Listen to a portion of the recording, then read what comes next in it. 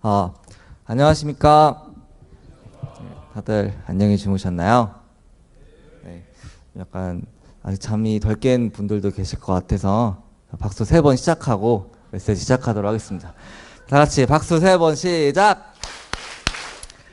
네, 저는 힘들어도 오뚜기처럼 오뚝 다시 일어나는 장현복입니다. 오늘 아침 은혜의 시간 제목은 여호와는 나의 목자시니입니다.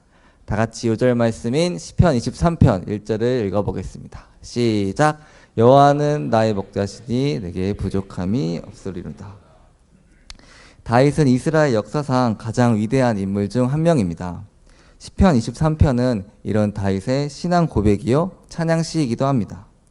통계에 의하면 사람들이 가장 많이 암송하고 좋아하며 위로를 많이 받는 말씀이 바로 이 시편 23편 말씀이라고 합니다. 이 시간 말씀을 통해 우리도 나의 목자 되신 하나님을 향해 찬양하기를 기도합니다. 1절 함께 읽어보겠습니다. 시작. 여호와는 나의 목자시니 내게 부족함이 없으리로다. 이 구절에서 우리는 다윗의 흔들리는 꽃들 속에서 내 샴푸 향이 느껴진 거야. 흔들리는 꽃들이 아닌 흔들리지 않는 믿음을 느낄 수 있습니다. 반응이 썰렁하네요. 네. 다윗은 하나님을 나의 목자라고 표현하고 있습니다. 이는 자신이 하나님의 양이라고 고백하는 것과 같습니다. 다윗은 위대한 용사이자 왕이요 시인이자 음악가입니다. 그러나 하나님 앞에서는 어린 양에 불과하다는 것입니다. 양은 동물 중에서 가장 무지하고 무력한 존재입니다. 양은 눈이 어두워서 멀리 보지 못하고 다리가 짧아서 빨리 달리지도 못합니다. 양은 아무런 방어 기제가 없기 때문에 맹수가 공격해 오면 금방 잡아먹힙니다. 그리하여 양은 절대적으로 목자의 도움을 필요로 합니다. 다윗은 이런 양처럼 자신이 심히 무지하고 무력한 존재라고 고백하고 있습니다. 그런데 하나님께서는 이런 자신의 목자가 되어주셨다는 것입니다. 목자는 양을 깊이 알고 이해합니다. 양의 특성이 무엇인지, 양의 장점과 단점이 무엇인지 정확히 알고 잘 도와줍니다. 다윗은 왕이었지만 부족한 것 투성이었습니다. 그러나 전능하신 하나님이 목자가 되어주시니 부족한 것이 없다는 것입니다.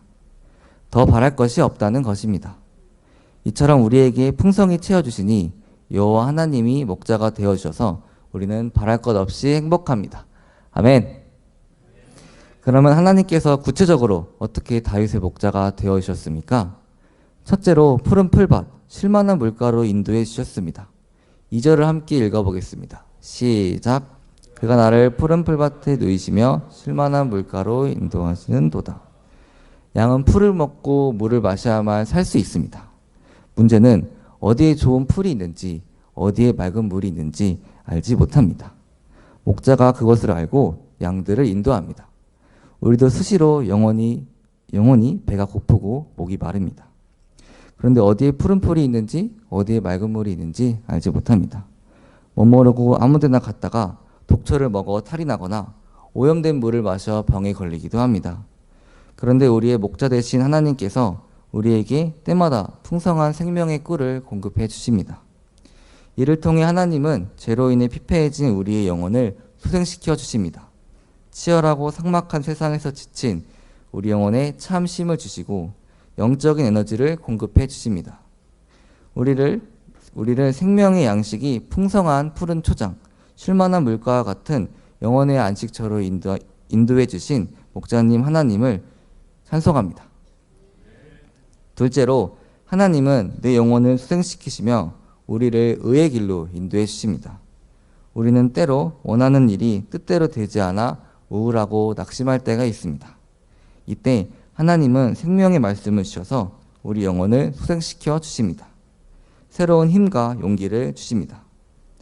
하나님은 우리를 사랑한다고 해서 무조건 편한 길, 풍요로운 길로만 인도하시지는 않습니다. 우리를 정말 사랑하시기 때문에 의의 길로 인도해 주십니다. 의의 길은 옳은 길이며 하나님 이름에 합당한 길입니다. 때로는 의의 길이 부담스럽게 느껴지기도 합니다. 그러나 의의 길이 가장 베스트의 길입니다. 다윗도 살면서 시험에 들어 죄에 빠질 때가 있었습니다. 그는 살짝 덮고 넘어가고 싶었지만 하나님은 그를 그냥 놔두시지 않으셨습니다. 그를 의의 길로 인도하시기 위해 나단 선지자를 보내셨습니다.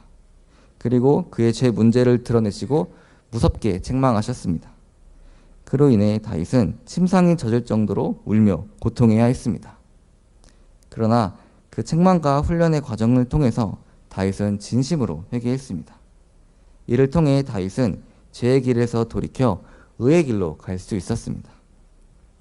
그때 만약에 하나님께서 모른 척 하시고 다윗을 좋게만 대하셨다면 점점 불의의 길로 가다가 파멸에 이를 수도 있었습니다. 우리를 말씀을 통해 견책하시고 의의 길을 가게 하시는 하나님을 찬양합니다. 셋째로 하나님은 심히 위험한 순간에도 나와 함께 해주셨습니다. 4절을 함께 읽어보겠습니다. 시작. 내가 사망의 음침한 골짜기로 다닐지라도 해를 두려워하지 않는 것은 주께서 나와 함께 하심이라. 주의 지팡이와 막대기가 나를 안위하시나이다. 다윗은 인생을 살면서 수많은 위기를 만났습니다. 사울에게 쫓기면서 사망의 골짜기를 걸어가야 했습니다. 그의 주변에는 사울뿐만 아니라 배반자, 일고자, 이방의 원수들이 많았습니다. 그러나 그는 이때마다 목자 대신 하나님을 의지하였습니다. 그리고 그때마다 주님은 그를 지켜주시고 원수의 손에서 구원해 주셨습니다. 주님은 목자의 지팡이와 막대기로 그를 이끄셨습니다. 잘못된 길로 가면 지팡이로 방향을 잡아주시고 맹수나 해로운 것이 다가오면 주의 막대기로 이를 쫓아내셨습니다. 그래서 그는 사망한 음침한 골짜기를 다니게 되어도 해를 두려워하지 않는다고 합니다. 우리도 인생을 살다 보면 사망이 음침한 골짜기로 지날 때가 있습니다. 시험에 떨어지기도 하고 불의의 사고를 당하기도 합니다. 또 갑작스러운 질병으로 인해 고통하기도 합니다. 저는 아직 자녀가 없습니다만 자녀 문제로 마음을 고생하기도, 또 직장에서 인간 갈등으로 인해 죽을 것 같은 고통을 겪기도 합니다. 사망의 음침한 골짜기를 지나가다 보면 앞이 캄캄하고 도무지 소망이 보이지 않습니다. 나 홀로 사망 가운데 버려진 것처럼 외롭게 느껴집니다. 그때 불신자들은 공황장애, 각종 정신질환에 시달리다가 정신과를 다니게 됩니다. 그러나 우리 신자들은 다릅니다. 우리는 두려워할 필요가 없습니다. 목자 대신 하나님께서 나와 함께 하시며 또 주의 지팡이와 막대기로 나를 보호해 주시기 때문입니다. 넷째로 하나님은 우리에게 승리를 주십니다. 5절을 함께 읽어보겠습니다. 시작. 주께서 내 원수의 목전에서 내게 상을 차려주시고 기름을 내 머리에 부으셨으니 내 잔이 넘치나이다. 다윗은 살면서 수많은 원수들을 만났습니다. 골리앗을 비롯해서 전쟁에서 만난 수많은 적군은 다윗을 죽이고자 달려들었습니다. 그런데 하나님은 원수의 눈앞에서 다윗에게 승리의 상을 차려주셨습니다. 다윗은 승리의 기쁨과 감사로 충만하여 내 잔이 넘치나이다 라고 고백합니다. 오늘날도 원수마귀 사탄은 수시로 우리를 유혹해서 죄에 빠뜨리고자 합니다. 각종 미디어를 통해 헛생각을 하도록 유도하고 물질의 유혹, 쾌락의 유혹으로 우리를 파멸시키고자 끝없이 노력하고 있습니다. 무엇보다 가장 무서운 원수는 바로 사망입니다. 사망은 우리에게 허무와 무기력, 열등감, 두려움을 심어서 아무것도 하지 못하게 합니다. 그러나 주님께서는 때마다 필요한 말씀을 주셔서 사망 권세를 파하고 대적과 싸워 승리케 하셨습니다. 우리가 말씀 공부하고 기도하고 찬양하며 하나님을 예배할 때 성령의 기름을 부어주셔서 세상의 악한 죄의 세력으로부터 보호해 주십니다. 십자가의 보혈로 구원하시고 부활의 소망 가운데 승리의 인생을 살게 하십니다. 이 하나님을 바라볼 때 다윗과 같은 고백을 하게 됩니다. 내 잔이 넘치나이다. 마지막으로 다윗은 이렇게 고백합니다. 6절도 함께 읽어보겠습니다. 시작. 내 평생의 선하심과 인자하심이 반드시 나를 따르리니 내가 여호와의 집에서 영원히 살리로다. 다윗은 지금까지 목자 되신 하나님의 인도하심을 따라 살아왔습니다. 이 하나님은 선하신 분이시요 인자하신 분이십니다. 자신의 허물과 죄, 실수와 연약함을 감당해 주시고 키워주셨던 분이셨습니다. 부족하다고 잘라버리거나 쫓아내신 분이 아니고 어찌하든지 도와주고자 애쓰신 바로 자비로우신 분이십니다. 이 하나님을 신뢰하고 앞으로도 영원토록 여호와의 집에 살겠다고 다짐합니다. 험하고 유혹이 많은 세상 가운데서 가장 안전하고 확실한 곳은 여호와의 집밖에 없다는 것을 체험적으로 깨달았기 때문입니다. 우리도 지금까지 나의 인생을 가장 베스트로 인도하신 나의 목자 되신 하나님을 생각할 때 안심하고 하나님께 나의 미래를 맡길 수 있습니다. 주님께서 가장 좋은 곳으로 나를 인도하실 것을 믿기 때문입니다. 이번 메시지를 준비하면서 다윗이 하나님을 얼마나 사랑하고 신뢰하는지, 또 하나님께서 그런 다윗의 인생을 내버려 두지 않고 끝까지 책임지시는 것을 다시 한번 깨닫게 되었습니다. 저도 한때는 다윗만큼은 아니지만 시험 문제로 마음이 많이 복잡하고 힘든 시기가 있었습니다. 하지만 하나님께서는 저를 오뚜기 공주에 붙게 해주시는 큰 은혜를 주셨습니다. 사실 저는 정말 하나님의 은혜를 많이 받은 자입니다. 군대를 성심당에서 무사히 마칠 수 있게 해주신 것과 또 경희대학교에 입학하여 좋은 학우들을 만나며 UBF에 나와 예배할 수 있게 하신가, 또 취업의 성공까지 얻게 해주셨습니다. 그것으로도 모자라 처음 지원했던 영업부서가 아닌 CBS 사업부에 배정받을 수 있게 해주셨습니다. CBS 사업부는 편의점 총괄부서인데 신입을 받지 않음과 동시에 무엇보다 회장님께서 힘을 실어주는 부서이기에 회사의 집중을 많이 받는 부서이기도 합니다. 부족한 저에게 예상하지 못한 일들로 하나님께서는 UBF 선배님들을 통해 취업에 대한 많은 도움을 주셨습니다.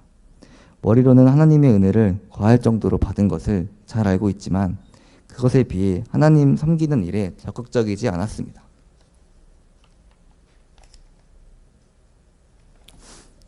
대학교 입학 후 3학년 전까지는 열심히 주님을 섬기고 사랑하였지만 4학년이 되고부터는 주님에 대한 사랑과 열정이 예전과 같지 않았고 점점 세상적인 사람으로 변해갔습니다. 작년 여름 수양회 때 돌아온 탕자 메신저를 하면서 그때는 다시 하나님과 관계가 가까워졌다고 생각하였는데 취업 후 바쁜 업무를 하면서 예전처럼 하나님을 향한 마음과 열정이 다시 식어졌으며 제 중심이 하나님과 세상에 양다리를 걸치고 있었습니다.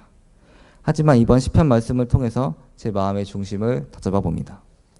여호와는 나의 목자시니 내게 부족함이 없다는 시편 23편 1절 말씀처럼 저의 목자이신 것만으로도 저는 이미 부족함이 없는 사람이란 것을 항상 인지하며 살아가야겠습니다. 하나님의 선하심을 기억하며 실망이 찾아와도 나를 흔들지 못하도록 기도하는 그리스도인이 되겠습니다. 앞으로도 영원토록 주님을 나의 목자로 모시고 주님의 인도하심을 따라 살아서 여호와는 나의 목자시니 내게 부족함이 없으리로다, 내 잔이 넘치나이다 하는 감격적인 고백을 하는 세상의 빛과 소금이 되기를 소망합니다. 결론입니다. 여호와 하나님은 나의 선한 목자이십니다. 양과 같은 나를 푸른 풀밭, 쉴만한 물가로 인도하시며 기르시고 먹이십니다. 선하심과 인자하심으로 내 영혼을 수생시키시고 의의 길로 인도하십니다. 주의 지팡이와 막대기로 나를 안위하시고 승리하는 인생을 살게 하십니다. 이를 믿을 때 내게 부족함이 없고 두려움이 없고 내 잔이 넘치나이다 라고 고백할 수 있습니다. 우리가 여호와는 나의 목자이심을 믿고 여호와의 집에 영원히 거하는 복된 삶 살 수 있기를 기도합니다. 제가 기도하고 마치겠습니다. 하나님 아버지 감사합니다. 이 시간 여름 수양의 아침 은혜 메시지를 전할 수 있게 해주심에 감사드리며 이번 여름 수양회를 통해 우리의 마음이 주님을 닮아가는 새로운 시간이 되게 하여 주시옵소서.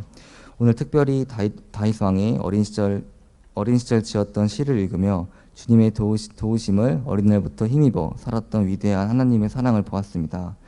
사랑하는 주님, 늘 우리에게도 목자가 되어주셔서 선한 길로 인도하여 주시옵소서. 이후에 있을 주제 3강 말씀 전하시는 전영민 목자님과 저녁은혜 말씀 전하시는 김윤하단 선교사님께 말씀의 은혜 더하여 주시옵고 남은 시간부터 돌아가는 시간까지 푸른 초장 맑은 물가로 인도하여 주시옵소서. 예수님의 이름으로 기도드렸습니다. 아멘.